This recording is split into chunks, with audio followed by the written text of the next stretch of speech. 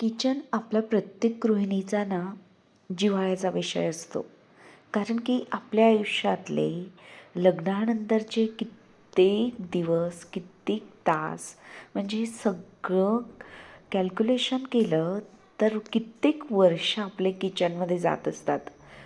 तिथूनच खरंच आपण आपल्या संसाराला, घरातल्या प्रत्येक व्यक्तीला छान छान पदार्थ करून खाऊ घालणं आणि किचनमधूनच आपला संसार खरं सुरू होत असतो. घरातला ना सगळ्यात महत्त्वाचा भाग म्हणजे आपला किचन. आपल्या घराचं हृदय असतं ते. त्या किचनमधला प्रत्येक छोट्यातली छोटी वस्तूही आपण जपत असतो. बघा ना, माझं पण असंच झालं आहे. ही कुटणी सामान आणताना ना म्हणजे व्यवस्थित आली, पण इथे चुकून माझ्या हातातून ना कित्येक वर्षापासून मी जपून वापरत होती, पण कशी पडली मलाच नाही समजलं. तर तिचं जे कुटणीचा कुटायचा जो भाग आहे ना, त्याचा वरचा भाग थोडा तुटला. तर माझ्याकडून तो फेकलाच जात नाही. तर मी विचार करत होती, टाकू की नको. असं म्हणतात की घरामध्ये फुटलेल्या वस्तू ठेवत नाही. तर मी ना 1 महिन्यापासून जवळपास तिला तशीच वापरत आहे. पण मी आता विचार केला की तुम्हालाच विचारू की मी तिला टाकून, कुटणीचा जो वरचा भाग तुटलेला आहे त्याला टाकून देऊ की राहू देऊ. मला कमेंट्स करून नक्कीच सांगा की मी ते ठेवायचं की नाही. त्यानंतर ना आता संध्याकाळ झाली होती, भांडे वगैरे लावून झाले होते. तर मला बनवायचा होता, गहू आणले होते मी नाशिकवरून येताना. त्याचा चिवडा बनवायचा होता. छान लागतो. जे स्वीट्स मार्ट असतात ना त्यांच्याकडे याचा चिवडा मिळतो. तर मी एकदा ना नाशिकच्या सागर स्वीटमधून घेतलेला. मला खूप आवडला होता. मग त्यानंतर मी आता घरीच बनवायला लागलेले आहे. तर थोडंसंच अगदी 2 ते 3 पळ्या तेल घेतलं. त्यामध्ये या चिवड्यामध्ये आपण शेंगदाणे, खोबरं, डाळ्या, अगदी आपला चुरमुऱ्याचा चिवडा जसा करतो ना तसाच करायचा. खूप छान लागतो आणि हेल्दी पण असतात हे गहू. म्हणून असे नुसते पण खाल्ले ना तरी छान लागतात. मी जवळपास 1 किलो आणले होते, पण त्यातले ना बरेचसे खाऊन झालेले. मुलींनाही आवडतात, मला स्वतःलाही खूप आवडतात. जर चिवडा न करता खायचे असतील ना शेंगदाणे आणि ते गहू मिक्स करायचे आणि मग खायचे. अतिशय चविष्ट असे लागतात.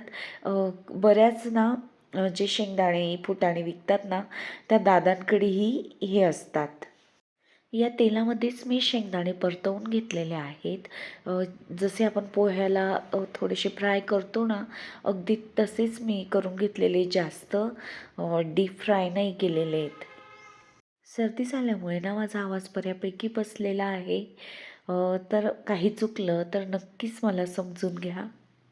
शेंगदाणे कुरकुरीत झाल्यानंतर ना मी ताटामध्ये काढून घेतलं, जिथे ऑलरेडी आधीच डाळ्या आणि कढीपत्ता होता. त्याच तेलामध्ये कढीपत्ता, खोबरं आणि डाळ्या मी एकत्र म्हणजे खरपूस करून घेतलं असं. तर कढीपत्ता पण अगदी छान खूप प्रमाणात घेतला मी, जास्त, कारण की मला असा तेलामधला कढीपत्ता खायला चिवड्यामध्ये खूप आवडतो.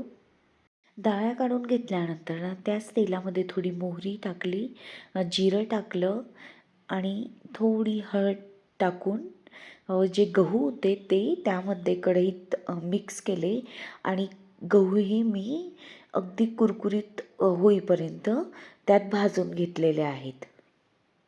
शेंगदाणे, डाळ्या, कढीपत्ता, खोबरं जे आपण फ्राय केलं होतं ना ते मी त्यात ॲड करून घेत आहे आणि हे सगळं मिश्रण मी एकजीव करून घेतलं. हे गहू कोण कोण खातं आणि असा चिवडा कोण बनवतं मला कमेंट्समध्ये नक्की सांगा. तुमच्या कमेंट्स वाचूनही मला खूप छान वाटतं. तुम्ही सगळ्यांनी मागच्या व्हिडिओला खूप भरभरून प्रेम दिलं, त्यासाठी खरंच मी तुमची सगळ्यांची आभारी आहे. असे हे अगदी वेगवेगळे जे खायचे पदार्थ बनवले ना, उन्नती खूप खुश होत असते. तिला ना असं खायला आवडतं. म्हणजे भाजी पोळी तर खाते, पण तिला असे पदार्थही खायला खूप आवडतात. चिवड्याचे म्हणा, लाडूचे. तर तनिष्का काय नाही, तनिष्काला फक्त भाजी पोळी आवडते. बाकीचं फ्रूट्स वगैरे काही आवडत नाही. आता ना तिचा शाळेचा वेळ झालेला आहे, शाळेतून यायचा वेळ झाला, तर मी कॅमेरा म्हणजे मोबाईल ऑन करून ठेवला होता. तिला वास आला असेल तर ती धावत आली. तू काय बनवलेलं आहे? खाली वास येतोय. या गव्हाच्या चिवड्याला ना अधिक टेस्ट येण्यासाठी पाव चमचा मी साखर घेतली आणि ती अशी खलबत्त्यातच थोडी कुटून घेतली. यामध्ये चाट मसाला किंवा अगदी थोडंसं काहीतरी थोडंसं आपला घरातला मसालाही ॲड करू शकता, पण मी काहीही ॲड केलेलं नाही आहे यात. चाट मसालाही नाही, कारण की साधा सरळ बरा वाटतो मग आमच्याकडे. तुम्ही व्हिडिओ ज्यासाठी बघायला आलेला आहात ना, आता तो मेन विषय घेऊया. की मी जेवण, मला बऱ्याचदा कमेंट्स येतच असतात की तुम्ही जेव्हा जेवणाचे व्हिडिओ दाखवतात तर त्यावेळेस म्हणजे खूप पदार्थ बनवूनही गॅस ओट्यावरती पसारा का होत नाही. तर प्रत्येक गॅस ओट्यावरती ना हा पसारा होतच असतो, पण तो लगेचच्या लगेच आवरणं, जेवण बनवताना नियमित गॅस ओटाही स्वच्छ ठेवणं ही एक कलाच आहे. आणि मी मुद्दामूनच हे सगळे पदार्थ बनवत आहे की ज्यावेळेस आपण जास्त पदार्थ बनवतो ना, तर त्यावेळेस हमखास गॅस ओटा खूप म्हणजे खूप पसारा होतो त्यावरती. आणि जिकडे तिकडे भांडे, तर सगळं हे बनवताना गॅस ओटाही स्वच्छ कसा करत जायचा, ही अगदी मी छोट्या मोठ्या टिप्स सांगणार आहे. सगळेच जण आपापल्या परीने करत असतात. मागच्या बऱ्याच महिन्यांपूर्वी ना मी व्हिडिओमध्ये हा गूळ वापरला होता, तर त्यावेळेस ना मला बऱ्याच कमेंट्स आल्या होत्या, पण मी तोपर्यंत खोका फेकून दिलेला होता. तर यावेळेस मी परत हा गूळ आणलेला. तर हा मी नाशिकमधूनच घेतलेला होता, निलेश सुपर मार्केटमधून. तर छान आहे, अगदी स्मूथ आहे. तर म्हणून आणि ना मला खरंच हा नॅचरल वाटलेला, कारण की त्याचा कलर, त्याचा स्मूथनेस, त्यामध्ये म्हणजे बऱ्याच गूळमध्ये ना असं कलर ॲड असतात, तसं काही हा वाटला नाही, म्हणून मग मी तुम्हाला त्याची कंपनी वगैरे दाखवलेली आहे. मला ना गूळ शेंगदाण्याचे लाडू करायचे होते. खरं तर हे लाडू खूप सोपे आहेत. प्रत्येकाने करायलाच हवेत, बरेच जण करतही असतील. मुलांसाठी तर खरंच म्हणजे शेंगदाणे गूळ असं खाल्लं नाही जात आपल्याकडून. तर हे लाडू ना मुलांनाही आवडतात आणि खूप कमी वेळामध्ये झटपट होतात. ज्यावेळेस ना मी किचनमध्ये जेवण बनवत असते किंवा कुठलाही पदार्थ बनवत असते ना, त्यावेळेस काय करते की जी वस्तू घेतली ना, तर ती तिथेच पडू नाही देत. शेंगदाणे घेतले, अर्धे शिल्लक राहिले, तर ते लगेच बरणीत भरून घेतले. आता तीळही मी सोबतच भाजून घेत आहे, कारण की मला तिळाचेही लाडू बनवायचे आहेत आणि बाकीची तीळ ना चटणी बनवायची आहे त्याच्यासाठी. मग लगेचच्या लगेच ना छोट्या गॅसवरती ना खरं तर खूप पसारा होतो पटकन. मोठ्या गॅसवरती तरी थोडी जागा असते. आता तुम्ही नाशिकचा गॅस ओटा बघितला आहे म्हणून मग त्यामुळे तुम्हाला माहिती असेल तिथे बऱ्यापैकी जागा असल्यामुळे मला बऱ्याचशा वस्तू ठेवता यायच्या. पण इथे कसं आहे, इथे ना लगेच गॅसची शेगडी, पाण्याचा तो पिंप आणि काही वस्तू ठेवल्या ना, तर खूप असं भरल्यासारखं होतं. म्हणून मग ना लगेचच्या लगेच मी जीही वस्तू घेतली ना, ती लगेच स्वच्छ करून प्रॉपर जागेवरती ठेवून देते, की जेणेकरून म्हणजे जितक्या लागणाऱ्या वस्तू आहेत तेवढ्याच गॅस ओट्यावरती राहतील. आता चिवडाही म्हणजे थंड झालेला आहे, तर तो लगेच मी डब्यामध्ये भरून कढईही घासण्यासाठी ठेवून देते. खूप भांडी जर गॅस ओट्यावरती साचले ना आणि नंतर ना ते बघितल्यावरती आपल्यावर खूप प्रेशर येतो, की एकतर आपण खूप पदार्थ किंवा जेवण बनवून थकलेलो असतो आणि मग नंतर हे सगळं आवरायचं म्हटलं ना, तर असं नको वाटायला लागतं. म्हणून मग जेवण बनवताना तर पोळ्याच करतोय आपण, तर त्यावेळेस पण मध्ये मध्ये पोळी शेकताना आपल्याकडे वेळ असतोच. किंवा पोळी लाटून झाल्यावरती मग ती भांडी ना लगेचच्या लगेच जमा करत गेली. किंवा ज्याही वस्तू, मसाल्याचा डबा म्हणा, कधी किराणा संपलेला असतो, त्या बरण्या भरतो आपण, ते लगेचच्या लगेच पुसून ठेवलं ना, तर सगळं खूप सोपं जातं आणि आपली म्हणजे धावपळ पण होत नाही. या शेंगदाण्यांचं लाडूचं प्रमाण ना मी 1 किलो शेंगदाणे आणि अर्धा किलो गूळ वापरलेला आहे. शेंगदाणे मी फक्त 50% भाजून घेतलेले, जास्त नाही भाजलेले.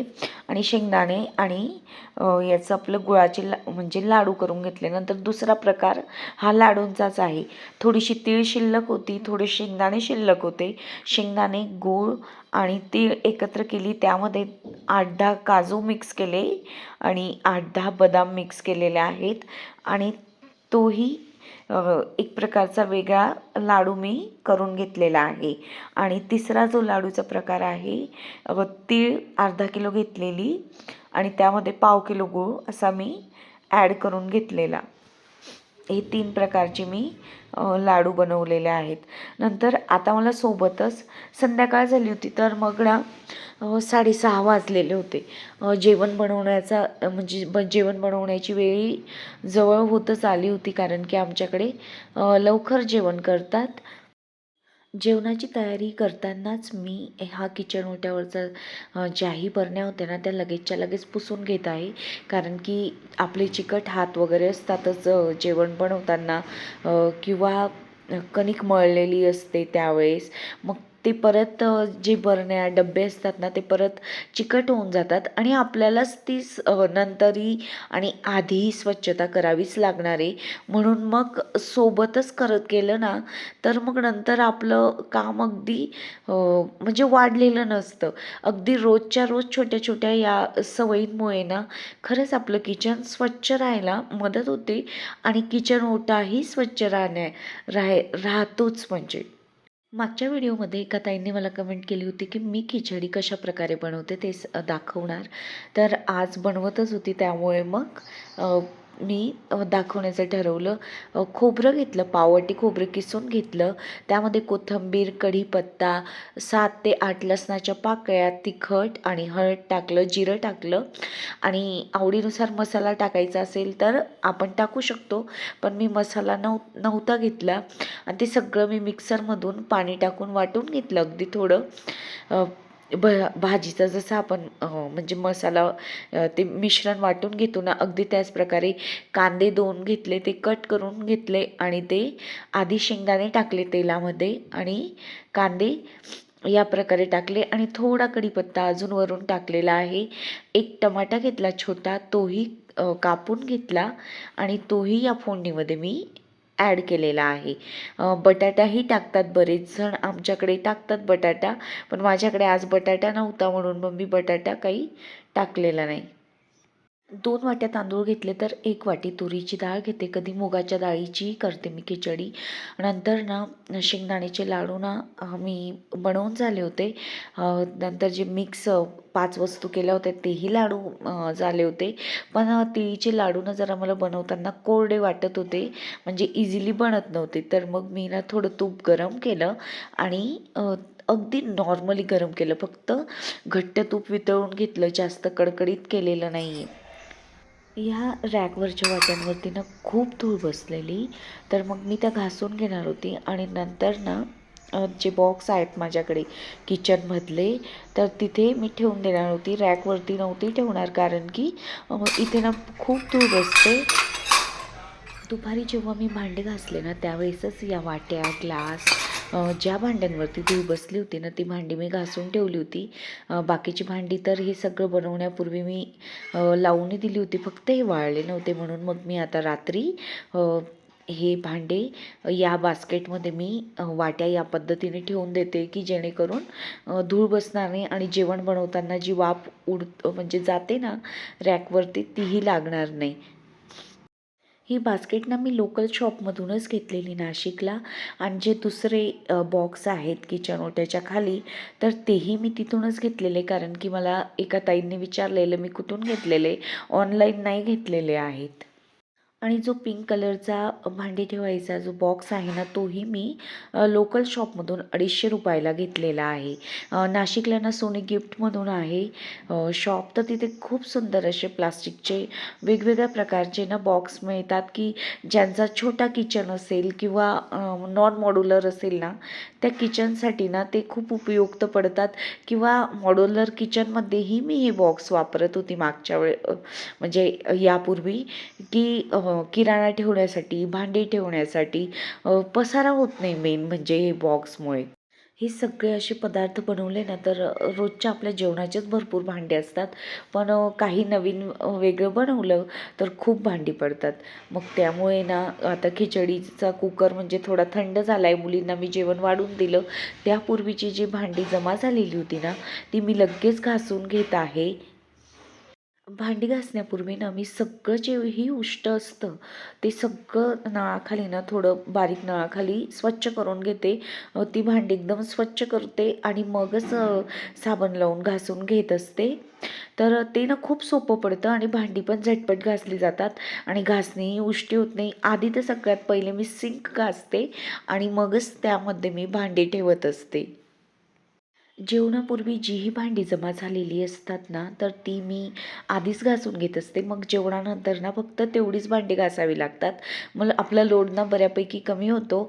आणि महत्त्वाचं म्हणजे मग जेवणानंतर ना बऱ्याच जणांना कंटाळा येतो किंवा मलाही बऱ्याचदा कंटाळा येतो, की आता नको आवरायला, मग असंच किचन ओटा सोडून देऊ, असंच भांडी सोडून देऊ. म्हणून जेवणाच्या आधी जी कामं करता येतील ना ती करते मी. आणि मग जेवणानंतर थोडीशी भांडी शिल्लक राहिलेली आणि गॅस ओटा मी नियमित स्वच्छ करत असते. रात्री ना फक्त कापड ओल्या कापडाने गॅस ओटा पुसत असते, पण आज गुळाचा वापर झालेला होता गॅस ओट्यावरती आणि इथे एक कणी गोड सापडला असताना तर मुंग्यांनी खूपच असं त्यांचं म्हणजे कितीतरी असंख्य मुंग्या जमा झाल्या असत्या त्या कणाभोवती. म्हणून मग मी डिशवॉश लिक्विडने गॅस ओटा स्वच्छ करून घेत आहे. मला ना शेंगदाण्याचे लाडू बऱ्याच दिवसांपासून बनवायचे होते. उन्नतीला कधीपासून हवे होते, पण ना जमतच नव्हतं. म्हणजे मी मनातच विचार करत होती, बापरे एवढं सगळं ते केव्हा करू, खूप वेळ लागतो. पण एकदा करायला लागलं ना खरं तर खूप कमी वेळामध्ये हे सगळं होत असतं. पण आपण मनातच खूप त्याला मोठं करून टाकतो या गोष्टींना, की खूप भांडे भरतील, खूप वस्तू म्हणजे खूप वेळ जाईल आपला. पण मुलांच्या आनंदासाठी नक्कीच आपल्याला आपला वेळ काढावा लागतो आणि छान छान पदार्थ बनवावे लागतात. आजचा व्हिडिओ मैत्रिणींनो तुम्हाला कसा वाटला ते कमेंट्सद्वारे मला नक्की सांगा. तुमच्या कमेंट्स आम्हाला नवनवीन व्हिडिओ बनवण्यासाठी प्रेरणा देत असतात. आणि लाईक नक्की करा व्हिडिओला. तुम्हाला व्हिडिओमधलं काही जरी एक जरी आवडलं असेल आणि चॅनलला नवीन आले असाल तर चॅनल नक्कीच सबस्क्राईब करा. भांडी घासताना ना मी बऱ्यापैकी ओली झाली होती, म्हणून मग मी परत गाऊन चेंज करून घेतला आणि त्यानंतर ना गॅस ओटा परत कोरडा करायला घेतला मी, कारण की ओलाच होता धुतल्यानंतर गॅस ओटा. सोबतच मिक्सरही थोडं चिकट झालेलं होतं, तेही पुसून घेतलं. थोडा जरी कंटाळा केला ना मग ह्या वस्तू खूप चिकट होत जातात आणि नंतर ना खूप स्वच्छ करायला त्रास होतो. म्हणून मग लगेचच्या लगेच अगदी 2-2, 5-5 मिनटं दिले की स्वच्छ होऊन जातं हे सगळं. मग पुढचा आपला त्रास कमी होतो. म्हणून वेळेवरच आपण प्रत्येक गोष्ट स्वच्छ केली पाहिजे. किचन ओटाही स्वच्छ करून झालेला आहे. घर झाडून पुसून घेतलं होतं मी किचन संपूर्ण, कारण की खाली थोडं चिकटच झालं होतं किचन. सगळ्यात महत्त्वाचं, सकाळी उठल्यावरती जर आपलं किचन स्वच्छ असेल, किचन ओटा स्वच्छ असेल ना, तर आपला तो दिवस नक्कीच चांगला जातो आणि दिवसभर आपल्याला फ्रेश फील होतं.